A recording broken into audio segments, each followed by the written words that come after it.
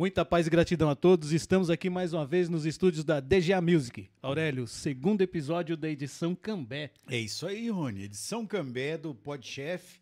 Uma realização de quem, Rony? Da Política Nacional Aldir Blanc, PNAB, Secretaria Municipal de Cultura de Cambé, Prefeitura Municipal de Cambé e Ministério da Cultura. Isso aí, Rony. Hoje, nesse segundo episódio, nós vamos falar um pouco de história. Nós vamos ficar, né, Aurélio? Eu e você, na verdade. Nós já somos, né? Eu acho que a gente já está aí como peça. É que já, assim, né? esse programa foi criado para contar histórias. E hoje a gente trouxe uma pessoa que é apta para isso. Que entende. É doutor na história, né, cara? Doutor. Além de doutor de história, é advogado, é mestre, né? Tá fazendo doutorado também. Doutorado, tá fazendo, falar dessas coisas aqui.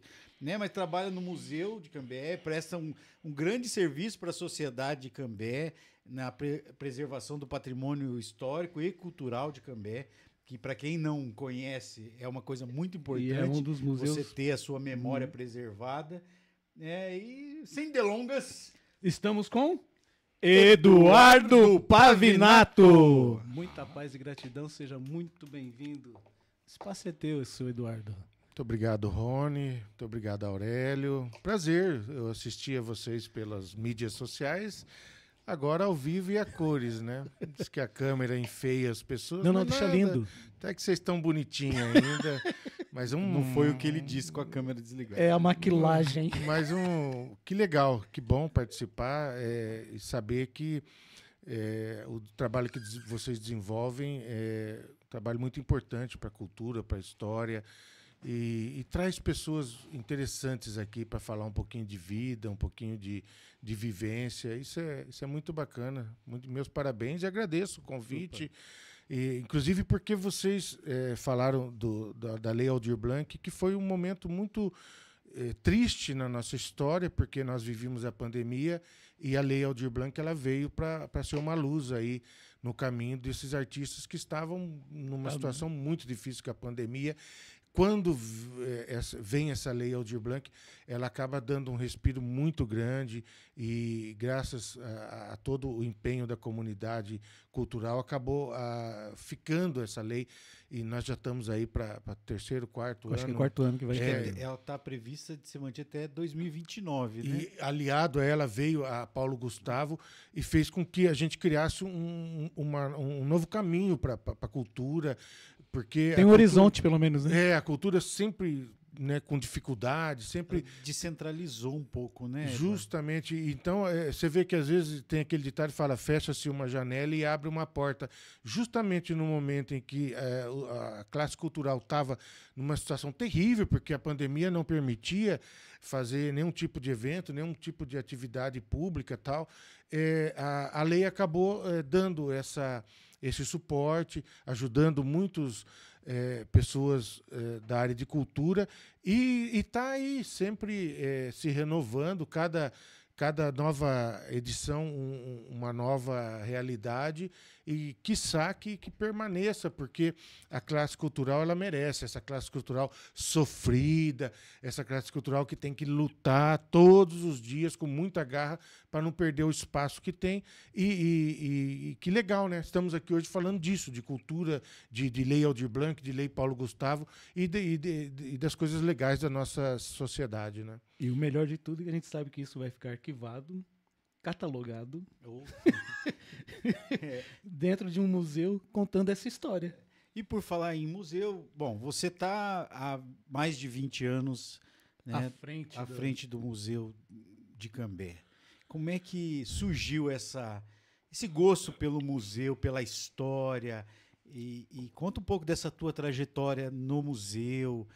Quando você chegou lá, como é que era? Tinha alguma coisa? Você começou do zero? Conta pra nós. Aurélio, eu trabalho há tanto tempo no museu que eu já não sei mais se eu sou servidor ou se eu sou acervo. Entendeu? Tem plaquinha, não? Muitos me identificam já como acervo. Mas eu fazia história na UEL, eu ingressei em 1992 e eu trabalhava na Secretaria de Fazenda da Prefeitura de Cambé cobrando impostos. Então você imagina a minha situação lá. E todo dia eu tinha que catar uma bolsa cheia de carnês atrasados e cobrar. E o diretor do museu à época, o César Cortez, que é o fundador do museu, ele me convidou. Falou, olha, você está fazendo história, você não quer fazer um estágio aqui? Eu falei, quero. E comecei a fazer estágio. E depois ele me convidou para ficar e fazer parte da equipe do museu. Eu em 1993 foi isso. Entre cobrar imposto e trabalhar no museu, eu acho que eu fiz a escolha certa. E de lá para cá eu acabei ganhando um pouco mais de maturidade, experiência. Eu me formei em História. Foi um grande momento da minha vida, porque eu sou de uma família muito humilde, que tive muitas dificuldades. Meu pai e minha mãe nos criaram com muita dificuldade. E a Universidade Estadual de Londrina, ou você terminar um curso superior, era uma coisa fantástica, né? E era você quebrar paradigmas. Quando você fez mesmo? Eu entrei na turma de 92, saí em 95. Fiz os 4 anos certinho, viu? Ali, ó, bonitinho, apesar de que no começo foi meio difícil de engrenar, mas depois engrenou. Mas representou muito. Foi para mim Se você perguntasse, Eduardo, quais são as coisas que você considera na sua vida como que marcaram muito a sua história? Uma delas, com certeza, é o curso de História. E não o de Direito, curiosamente. Você vê, depois eu fiz Direito, ele é importante, ele é significativo, mas o História, ele significou um rompimento de barreiras. Era aquilo que, para minha família, representava, você nunca vai conseguir passar disso, e nós passamos, vários conseguiram. Era uma natureza humilde, minha mãe estudou ali um primário muito curto, meu pai também, então... Da sua família você é o primeiro, Eduardo, ou não? A se formar? Agora eu tô na dúvida, porque o Joãozinho demorou para se formar, viu? Eu acho que eu acabei terminando primeiro. Você passou primeiro que o João, então. Eu ultrapassei o João, porque ele ficava fazendo militância estudantil e ele atrasou o curso. Ele fazia Direito lá na UEL, acabou atrasando. E eu acho que eu alcancei e apodei ele nessa toada aí. João. Nós tivemos um outro historiador, que o Edson Rhodes. Edson Rhodes, o Edinho. Fantástico. CDPH. Edson Rhodes, eu referencio ele no meu mestrado. O trabalho dele em mestrado e doutorado é referência para o meu trabalho, porque ele se forma ali no NDPH, né, antigo CDPH, e ele faz um trabalho fantástico de pesquisa, e eu acabo referenciando o trabalho dele, muito importante para a discussão de museus, para a discussão de história, para a discussão de memória aqui do norte do Paraná, o trabalho dele. E fantástico também a contribuição que ele deu aqui para a nossa história. Bom, Edinho já teve a nossa história, vale a pena estar junto com o Edinho, está no episódio, não vou lembrar, mas é só pesquisar lá que encontra. Que passou um momento difícil com a pandemia. O Edinho estar aqui para nós foi um momento... a gente se emocionou muito porque a gente viu a situação dele e achou que não teria momento para contar a história. Eu recebia o WhatsApp dos amigos falando da situação, e você vê uma pessoa tão animado, tão ativo, tão produtivo, falar, não é possível. E graças a Deus saiu dessa e está aí com tudo. Né? Hoje é ator também, né?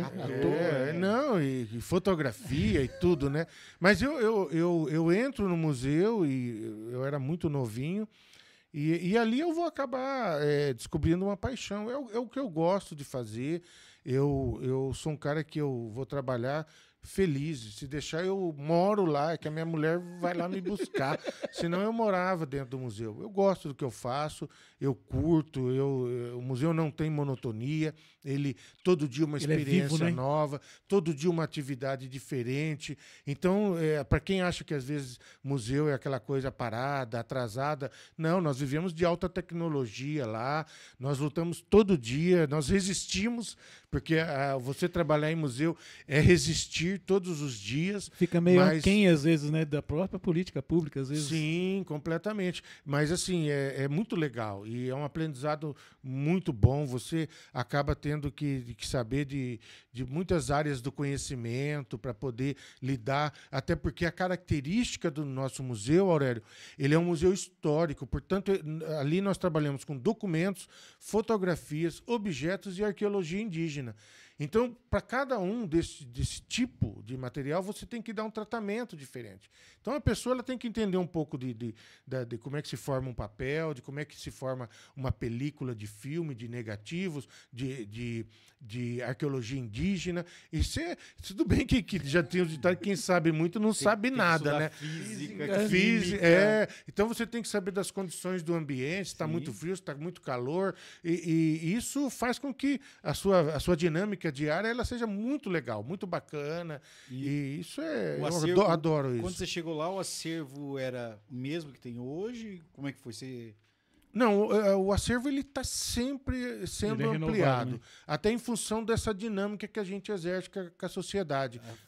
A sociedade, aqui em Londrina, tem muita coisa que assim, os pioneiros, famílias de pioneiros, às vezes acabam fazendo doações, né, de coisas... de acervo deles, né? De quando o familiar... Às vezes o familiar nos deixa, né? E aí, para preservar aquela memória da época em que os primeiros moradores chegaram, para não se desfazer daquele objeto histórico, né? Então, assim... Exatamente. É o mesmo... na região, nós temos os museus. A maioria são públicos. O único que é vinculado ao Estado é justamente o da UEL. Os outros são municipais, então são ligados às prefeituras e eles acabam tendo a mesma característica. São museus históricos que trabalham essa história aqui do norte do Paraná. E, portanto, acaba gerando essa mesma dinâmica que você acabou de falar. Quando a gente começa a fazer muitas atividades, esse contato acaba gerando uma demanda de doações e também, às vezes, a pessoa que acaba tendo ali na família uma situação que gera uma produção de material. Só que essa pergunta sua ela é muito importante porque ela também nos remete a uma outra situação de museus. O museu ele tem um objetivo específico ao qual ele se propõe a trabalhar.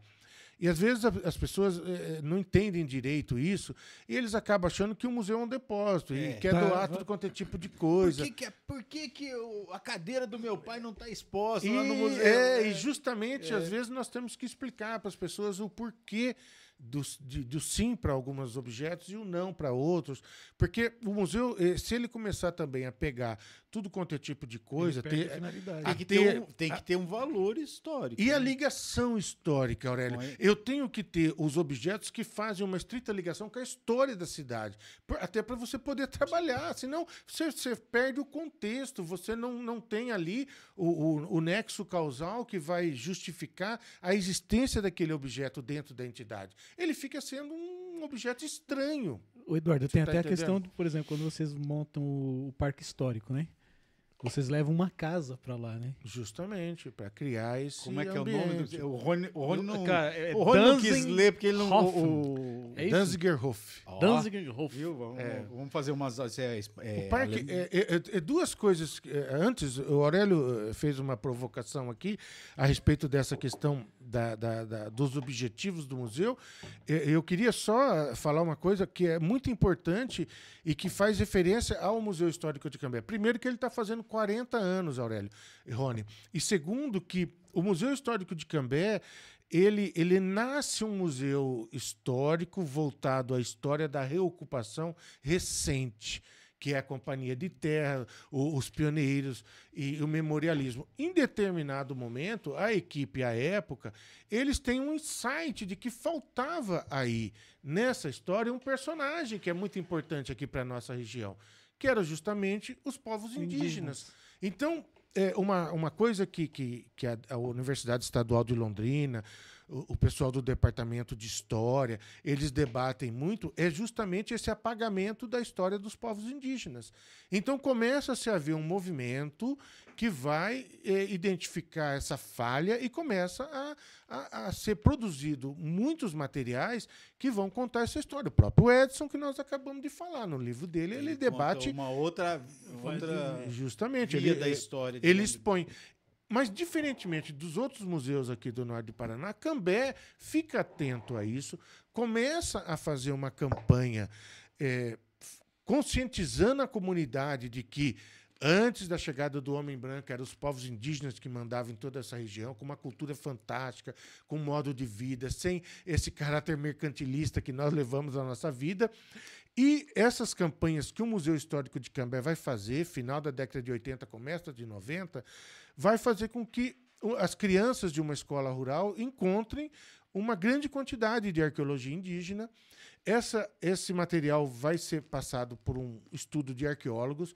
Eles vão identificar que trata-se de um sítio arqueológico de origem guarani e que depois, quando a Cláudia Parelada, arqueóloga do Museu Paranaense, passa a estudar o material, ela vai redefinir esse sítio arqueológico da Fazenda Santa Dalmácia como sendo a missão jesuítica de São José, que existiu em nossas terras de 1625 a 1631. Portanto, nós vamos dar para a história da região um outro contexto que não existia até então no nosso radar. Sumindo, totalmente. Conhecia. E ela ia se perder, na verdade. Período da nossa história que essa região pertencia à coroa espanhola.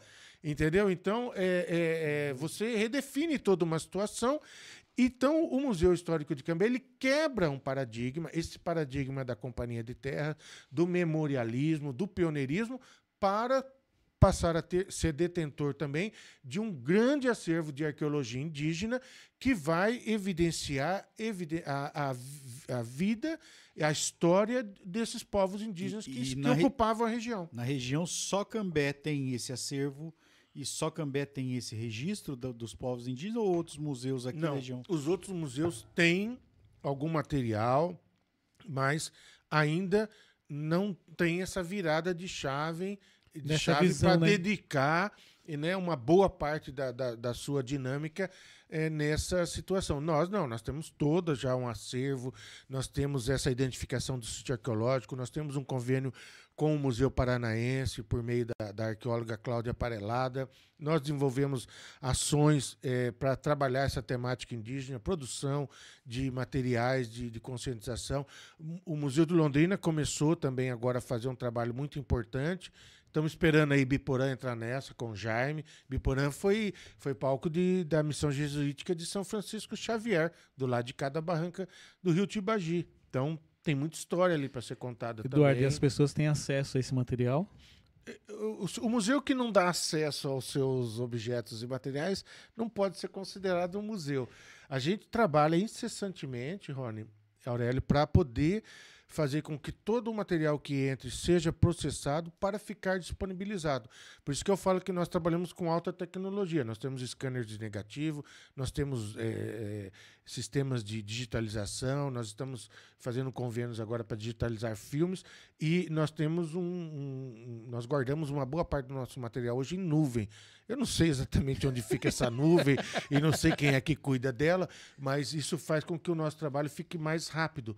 Por quê? Duas coisas acontecem ali que são muito importantes. Uma, a gente fazer essa conservação do acervo e guardar ele. Outro, a gente conseguir disponibilizar esse material digitalizado sem ter que mexer na parte do acervo, para deixar ele guardadinho, para ele que seja preservado. Mas daí você fala, poxa, Eduardo, mas e se a pessoa quiser ver o original ali e tal? Ela vai ver. Mas não é uma coisa que a gente faz corriqueiramente. Tem alguns museus que fazem essas exposições virtuais, né? Às vezes com material... Eu vi na época da pandemia mesmo, que era uma coisa assim, tipo 360 graus, que entrava dentro, você... Bem interessante, assim, para quem é mais da tecnologia. A gente gosta mais de ver ao vivo, né? Acho que... palpável, né? Não, você não é palpável, você não pode pôr a mão, tá? Mas eu falo assim, esse daqui é o copo, eu tô vendo. Mas e quantas pessoas vocês estão no museu? Hoje nós somos 3 funcionários efetivos e 4 estagiários de história. Grande abraço aos estagiários. A vida sem estagiário não existe. Nós trabalhamos há bastante tempo já com estagiários, principalmente do curso de História da UEL, e é um pessoal muito bacana, ajuda muito, é muito boa. Acaba dando uma visão diferente para nós. Às vezes a gente acaba se apegando a situações que eles acabam até... pela juventude, pela forma de atividade que eles realizam na Universidade Estadual de Londrina, acabam trazendo novidades e coisas novas e tal. Isso é muito bom para os museus. E a gente consegue com eles dar um desafogo na demanda que tem. E isso é muito bacana, entendeu? Mas ainda precisamos. Se fosse ver, nós precisaríamos de muito mais gente ali para poder... Se a gente tivesse mais servidores, com certeza o museu conseguiria realizar muito mais atividade. Mas eu quero fazer uma lembrança aqui da sua fala, que nós ganhamos um espaço novo agora, nós saímos de 350 metros, nós fomos para 700 metros quadrados, é o térreo ali do Centro Cultural, e uma coisa que nós estamos trabalhando para inaugurar, agora a gente pretendemos inaugurar em agosto, é disponibilizar para os visitantes uma série de objetos, documentos, fotografias que as pessoas possam pegar na mão, manusear. Inclusive, viu? Corrigiu. Inclusive... É que eu sabia da informação. Porque a gente percebe essa questão. Nós fizemos até um teste lá, nós pegamos uma mala antiga, colocamos um monte de fotografias históricas, mas reprodução, e colocamos a seguinte legenda lá: só mexa se você for curioso. Mas, perfeito. Tá escrito, você falou assim, não mexa, né? E aí, assim, você deixar a pessoa colocar a mão, sentir, e fica, é maravilhoso essa experiência. E agora a gente vai fazer com outros, com aqueles moinhos de café, moinho de milho e tal. É lógico, cuidado para ninguém perder um pedacinho do dedo lá, nada disso. Você podia pôr aqueles ferros de passar na brasa, e a gente fala, eu levo minhas roupas lá, se a pessoa quiser passar. Nós vamos criar lá também uma sessão só de brinquedos antigos que existiam para deixar as crianças... De madeira, justamente, para deixar as crianças manusearem. Máquina de escrever, pode escrever. Numa era tão digital que a gente vive, de tão distanciamento, cara, o museu é um abraço. Então, um abraço. A ideia é fazer um espaço onde a pessoa se sinta acolhida. Eu não quero que a pessoa chegue no museu e entre e que sinta que aquele lugar é imaculado. Frio, não pode nada, não chega perto de nada. Não, nós vamos permitir que uma parte do acervo ela seja capaz da pessoa ter o contato, da pessoa poder sentir, da pessoa poder brincar. É um museu vivo, na verdade, né? Eu acho que isso é legal. Na parte de arqueologia, inclusive agora com esse espaço novo, nós temos uma espécie de um pátio bem bacana que vai dar para usar. Eu quero fazer até arqueologia experimental.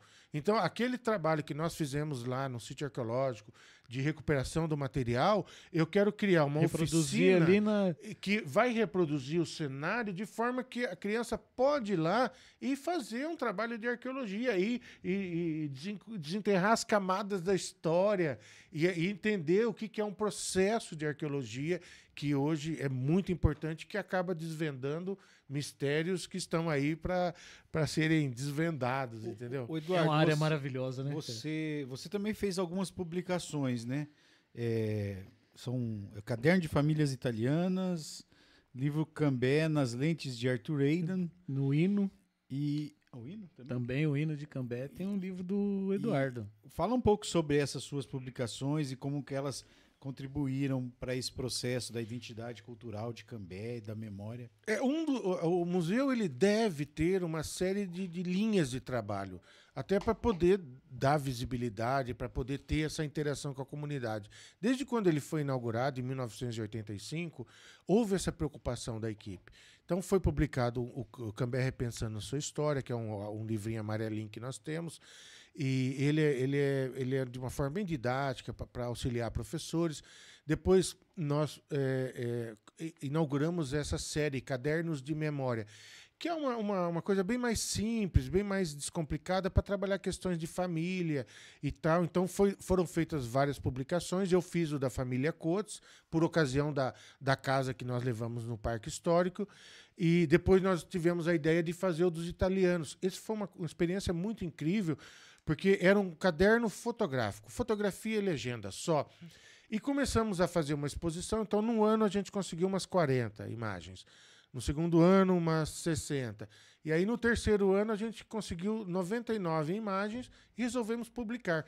Mas uma coisa que nos chocou foi que italiano em Cambé tem bastante, né? Tem muito. Tem mais do que gente. E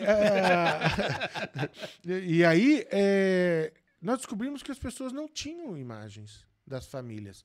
Até porque a época da colonização, quando esse povo chega em Cambé, e que foi um desafio muito grande desbravar tudo isso aqui, eles vêm pelo café, né? Eles vêm pelo café, né? Vem pelo café. E a fotografia era caro, era difícil, era um ato solene. Tanto é que você olha as fotografias antigas de família, quando ia tirar, todo mundo do melhor vestido, melhor terno, melhor gravata.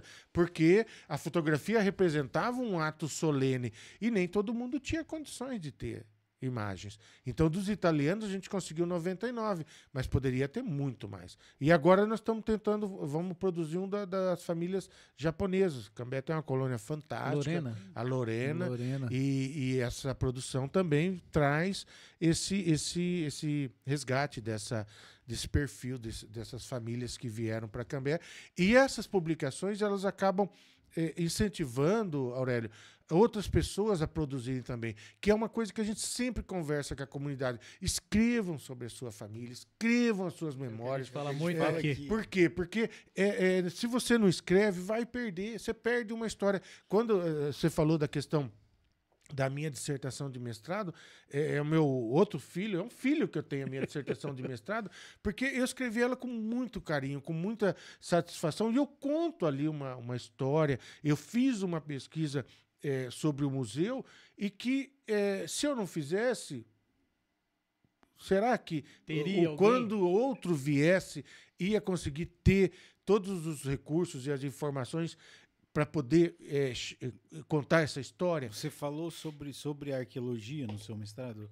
Eu conto justamente esse momento da história em que o Museu de Cambé sai de ser um museu tradicional e passa a ser um museu voltado também para a arqueologia indígena e para os povos indígenas que habitaram essa região norte do Paraná. Ele não é um guardião da história, e sim um disseminador da história.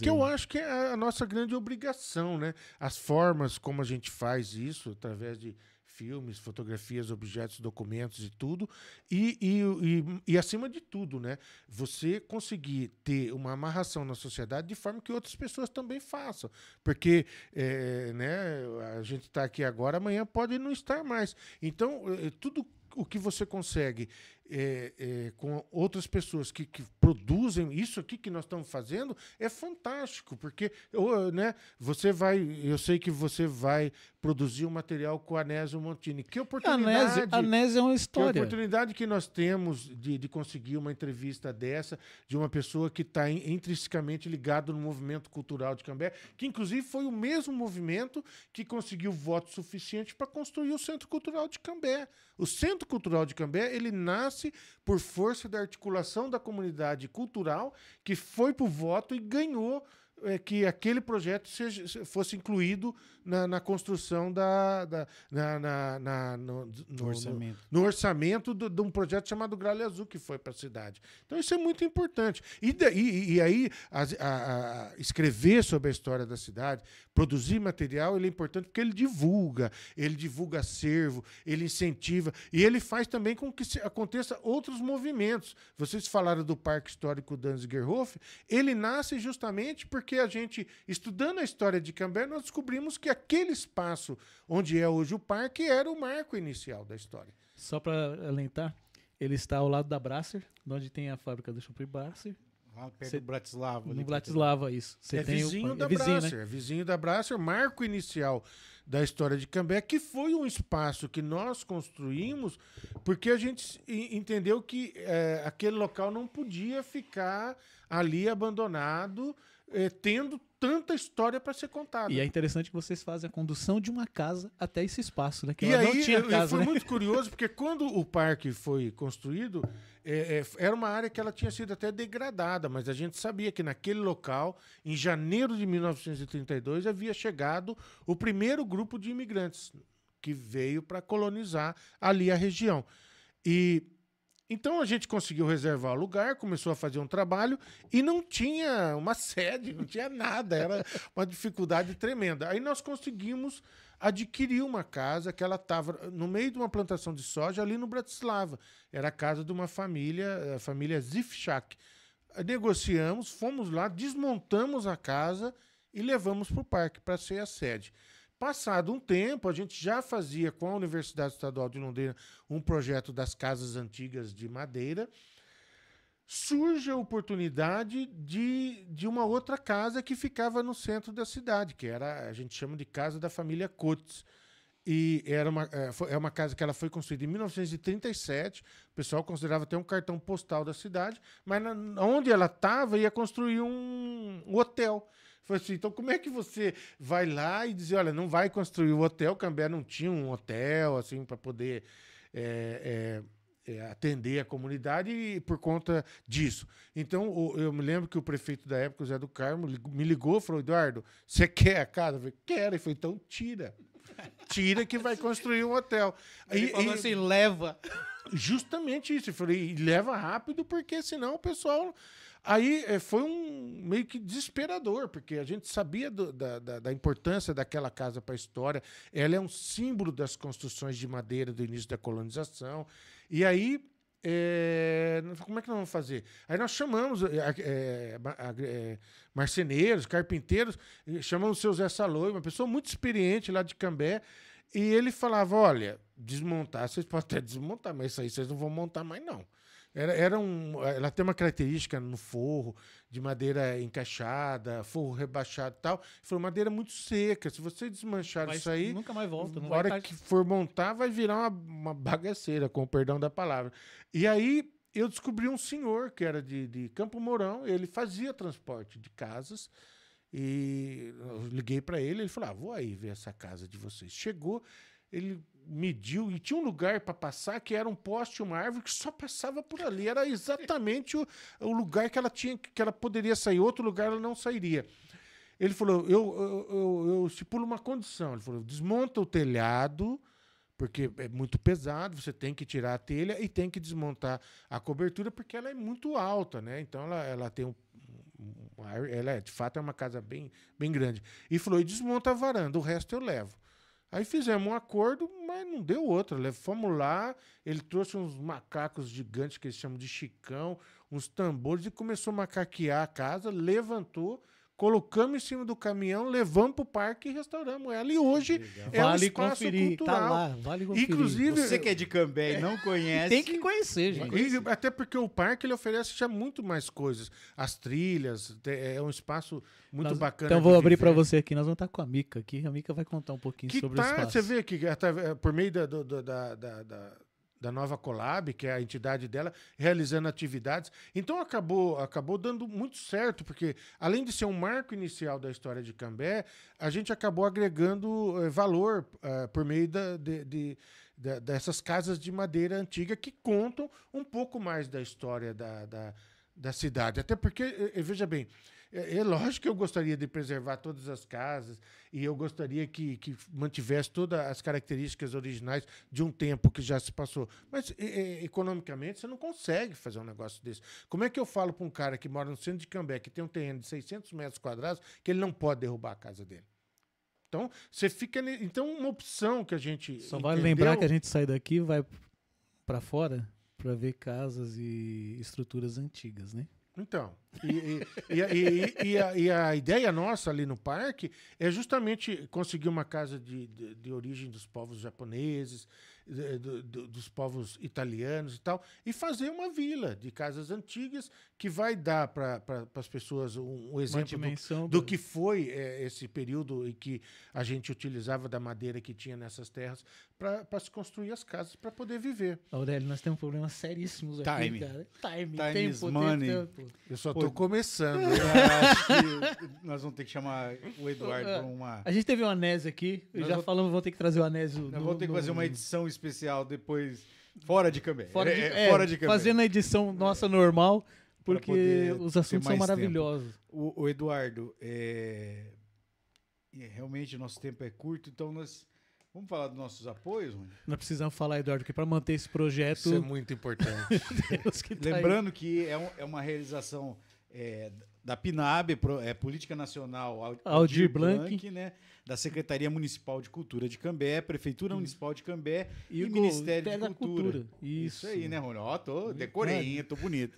Mas nós temos os nossos apoios, que apoia o Podchef, que é a Oncolog Medicamentos Especiais. A Chopp Brasser de Cambé. Vizinho lá. Vizinho lá, vai lá, já conhece. Já. A Reinvent Fitwear, que também é de Cambé, é academia, né? E a revista De Arte e o Instituto Cultural Arte Brasil. São parceiros de Cambé. Ô, Rony, mas quando a gente fala da Oncolog. Da Oncolog, cara, eu preciso falar uma coisa. A Oncolog, o Eduardo, é uma empresa, ela está revolucionando esse mercado aí de medicamentos, porque eles trabalham com a manipulação de quimioterápicos, tanto para a linha de humanos quanto para a linha PET. É uma coisa assim, eles atendem clínicas e hospitais de oncologia em todo o país. São medicamentos especiais. E você tem a prescrição aqui no Brasil, mas você não encontra esse medicamento no Brasil.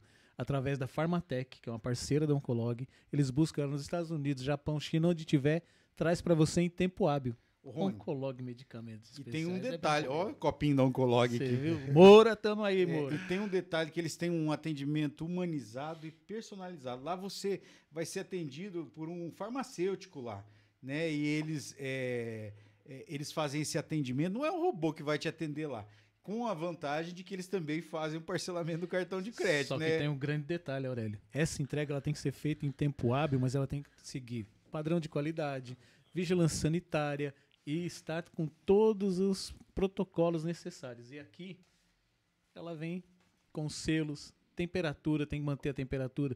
Pensa, você vai chegar na clínica, o teu medicamento em tempo hábil, correto, temperatura certa, pronto para ser usado. Só Oncolog Medicamentos. Entrega onde, Aurélio? A entrega em todo o território nacional.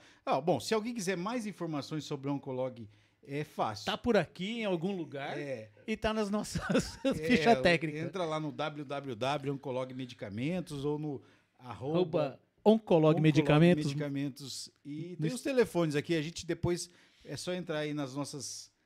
Tá nas redes. Nas nossas redes. Nós precisamos que você faça um agradecimento ou uma cobrança, se quiser fazer também, fica à vontade, Eduardo. Não, agradecimento a vocês, a Aurélio, ao Rony. É muito importante esse momento, esse podcast, porque ele abre o espaço justamente para uma camada da cultura que precisa de espaço para expor e para mostrar o trabalho. Às vezes, nós vivemos num tempo da informação, onde tantas pessoas não têm informação nenhuma das coisas, e ter a oportunidade de participar de um podcast igual desse aqui, que a gente pode falar um pouquinho do nosso trabalho, isso é muito importante. E eu sei que vocês estão chamando outros colegas ligados à área cultural. Que bacana vocês darem essa oportunidade para as pessoas poderem falar daquilo que é a vida, daquilo que é a vivência, porque a gente sabe muito bem que quando a pessoa trabalha com cultura é porque ele gosta. Tem um brilho no olho, né? Sabe? Então, meus parabéns, fiquei muito feliz. Vocês são mais bonitos ao vivo do que na televisão. E ele mais mentiroso que e que legal. Quando quiserem continuar a história, pode me convidar. Você pode ter certeza que vamos chamá-lo, pode ter certeza. Muito obrigado. A gente que agradece, né, Rony? Um presentinho para você lembrar da gente, né? Nas suas horas, se estiver tomando seu chazinho, seu café. Toma o seu cafezinho ali.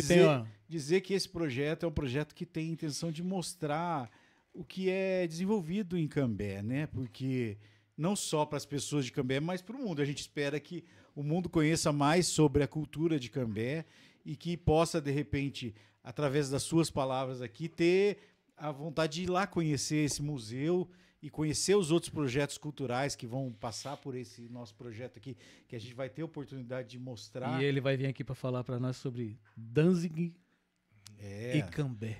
Então, assim, quem não conhece, conheça lá os espaços, tanto o museu quanto como é que é o nome o Parque Histórico. Parque Histórico, né? O Eduardo é uma pessoa muito bem humorada. E acessível. Muito acessível, uma pessoa que está aí lutando, né? E como ele disse, esse programa aqui, Eduardo, é um programa para trazer pessoas como você. Né? Nós não somos nada aqui, nós somos meros espectadores. A gente ama a história e ama ouvir história. E as pessoas que passam por aqui é que fazem esse programa existir.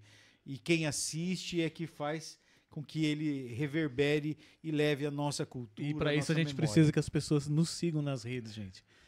@podchef no YouTube, @podchefOficial no Instagram, @podchef no Spotify ou hashtag, em qualquer lugar encontra a gente, faz favor. Aí. Sabe por que tudo isso pode acontecer aqui, Eduardo? Não, por quê? Porque aqui pode chefe! Muita paz e gratidão. Legal, valeu.